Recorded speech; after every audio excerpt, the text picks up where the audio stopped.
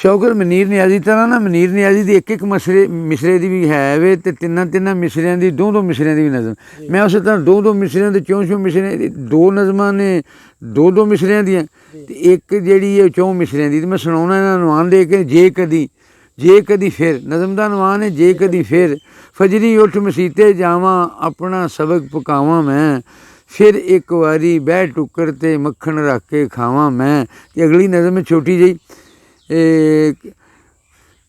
कदी इंज हो जावे कदी इंज हो जावे लक लुंगी गल खुला कुर्ता सिर ते होवे पग लक लुंगी गल खुला कुर्ता सिर ते होवे पग पैरीं तिल्ले वाली जुत्ती वेखे मैनू जग पैरीं तिल्ले वाली जुत्ती वेखे मैनू जग।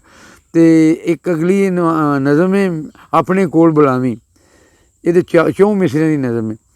गोडे गिट्टे रहन तो पहला अपने कोल बुलावी सेहत दा पट्ठा बहन तो पहला अपने कोल बुलावी ते नैन परैन नरोए रखी मौला तू अनवर दे दूजियां दे वस पैण तो पहला अपने कोल बुलावी दूजियां दे वस पैण तो पहला अपने कोल बुलावी।